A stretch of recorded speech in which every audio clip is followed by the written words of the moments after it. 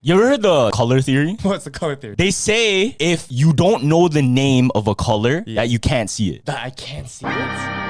It doesn't make sense, right? Yeah. It does. They did a test. A bunch of shades of green and then one blue one. And they brought this color palette to these tribalists somewhere in the Amazon. In their language, they have no word for blue. They only have words for green. A bunch of green and then one blue. When they showed it to the natives, they were so confused. They took like hours, literally hours to decipher like which one is the blue one. But is it not obvious? Yeah. It's obvious to us because we know the name blue and the name green. Now, what's crazier, they did one with a bunch of different shades of green. Oh, that one fucked them up. Yeah. For sure. No, check this out. That one fucked them up. No, the opposite. They were able to point that out in seconds. In their language, they have multiple words for the shades of green because that's all they see in the wilderness. Yeah. Now, hear me out. If we point outside and look at some... If you're like me, you're kind of obsessed with the internet. There's one thing that keeps me coming back for more. Okay, two things that keeps me coming back for more. One of those things is the Mandela Effect. There's no way that you don't know about it, but on the off chance that you don't, the term Mandela Effect was brought forth by Fiona Broom in 2009 when she was researching South African leader Nelson Mandela and realized that she mistakenly remembered Nelson Mandela dying in the 1980s. She remembered him dying in prison, she remembers the news coverage and the commotion around the event in vivid detail, only to discover that at that time in 2009, Nelson Mandela was still alive. Even stranger, she started communicating her false memories to her colleagues who also somehow remembered the same event, same timeline, same details. And ever since, there have been countless examples of these quote-unquote false memories. I understand that memories can be faulty. Like, I remember you guys actually caring about me, for example. Mandela Effect, you know? Some believe that the Mandela Effect is proof of alternate realities or merging realities. Some believe it's proof of time travel. Some think that it's proof that a reality is some type of a simulation. Whatever your beliefs are, here are some weird examples that are undeniably weird. Yeah, so that was a stupid transition. Wanda, you got some splaining to do. This quote, Lucy, you got some splaining to do, was never said. So point of this video, Mandela Effects, get used to it, baby. My favorite Mandela Effects are the ones that have residue. Residue is a piece of evidence that proves that at one time or another, something existed in the way we remember. Lucy, you got some splaining to do. This is an awfully specific line, referenced in honestly way too many examples to show here. Lucy, you got some splaining to do. I'm too young to remember this Mandela Effect, the curse of being young, you know? But Jimmy Walker ain't young. And in his memoir, Good Times, Bad Times, Our Times, he makes a mention to this iconic, you know, Lucy, you got some splaining to do by Desi Arnaz. The closest that he ever came to saying anything like that is him saying, okay, Lucy, splain. That is like totally not Lucy, you got some splaining to do. Like, that's totally not it. So what do you think? I think that the government is, the birds aren't real and all that. I just believe it all, right?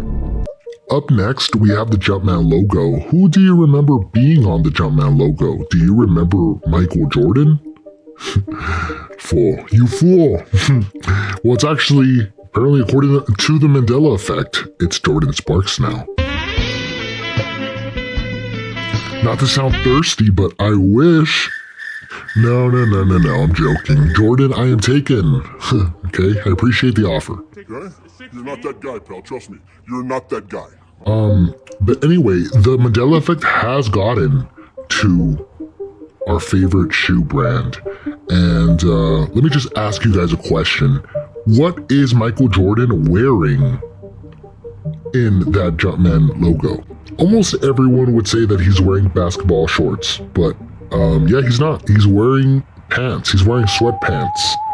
And here is a photo that that logo is drawn after.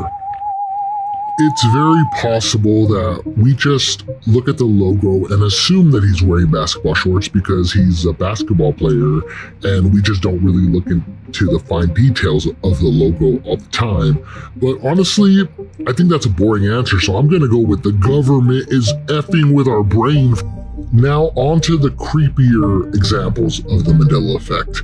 And the reason I believe these are creepier is because there's some very, very solid residue for these examples. The first one I'm going to talk about is The Jungle Book. 1967, Disney's The Jungle Book.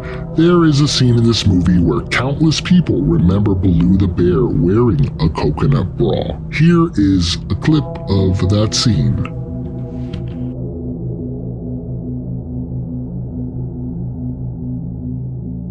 Okay, Mandela Effect, big whoop. What's the big deal? Why is this creepier than most Mandela Effects? Well, the animator who worked on this movie, and more specifically this scene, also remembers the coconut bra. Oh my God! Floyd Norman, Disney's prolific first black animator. He actually got to work alongside Walt Disney himself. He worked on classics like Toy Story, Courage the Cowardly Dog, Mulan, and more. And of course, he worked on 1967's The Jungle Book. Years back, he was constantly posting on a Squarespace website that he ran, where he would share insights, never before told stories, and talked about his experiences as an animator.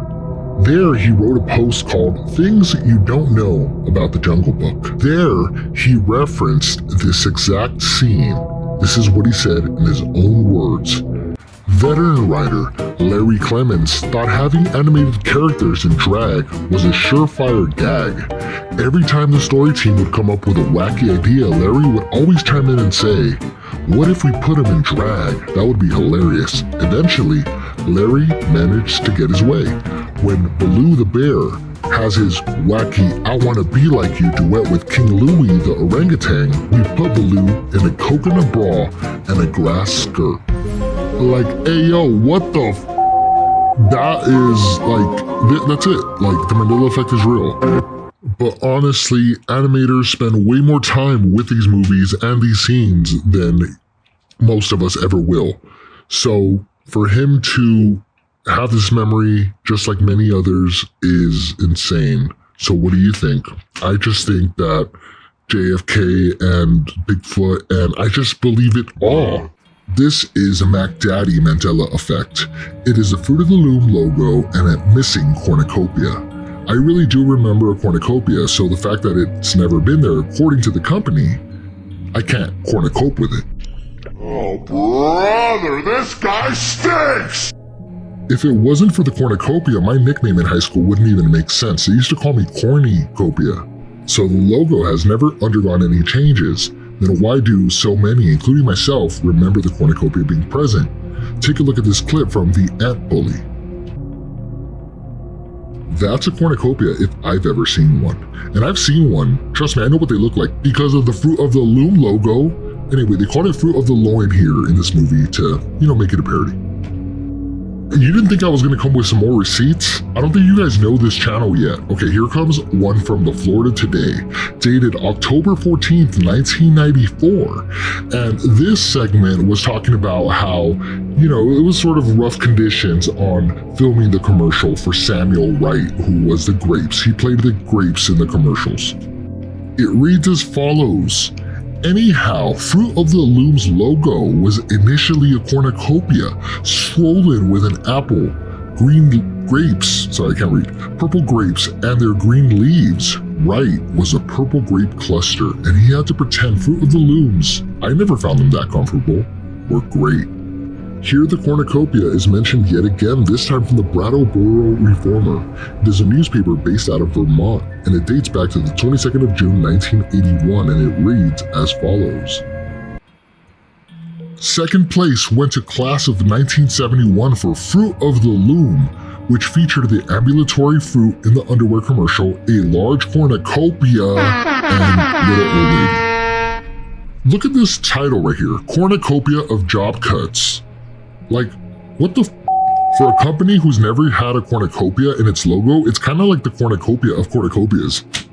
This is Frank West. And if you don't know who he is, your mom didn't raise you right, because I just kidding. I found out about him like 20 minutes ago. All right, so Frank West was an American saxophonist. He was a saxophone.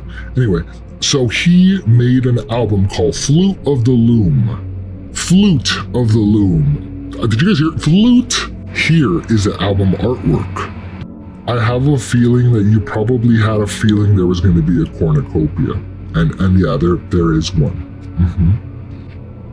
Thanks to Redditor Juggling Knives, he was actually able to find out who the illustrator for the artwork was. And he found out that it was this man named Ellis Chappell. Ellis Chappell has a website. He found his website and decided to email him. Here is that email. Our boy, Juggling Knives, really said, "Hi. Hi, I'm Chucky. Are you the person who painted the album artwork for Flute of the Loom? Would it be alright if we asked you a couple of questions about your inspiration for the design? Thank you, name redacted." Alright, all you non-believers of the Mandela Effect, I'm sorry to destroy you right now. Here it is. Here is the response.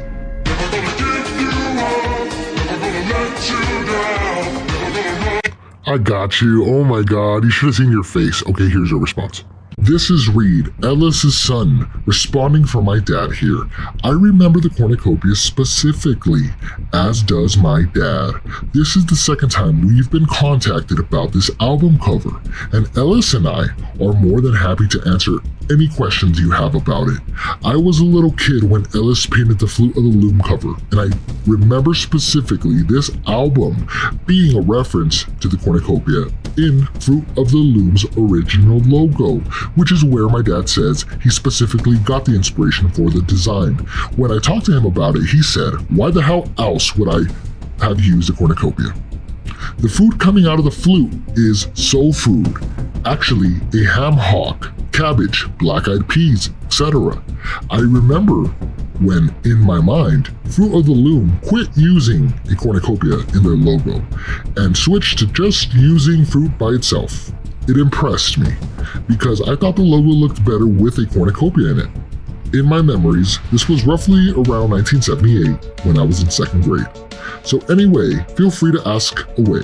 Thanks a lot. Reed and Ellis Chappell." Okay, I'm sorry, but after this video, I'm sure there will be a couple more flat earthers. I'm not a flat earther. I believe Earth is thick, baby. Okay, this is a patent filed by Fruit of the Loom, the company. It was canceled, they filed it and then they canceled it. Originally filed on November 11th, 1973. Some of you are probably thinking like, yo, why are you bringing up old you bringing up that old shit? So when you file for an official trademark logo patent, you must provide obviously an illustration of the logo, right? But you must also provide a written description of the illustration.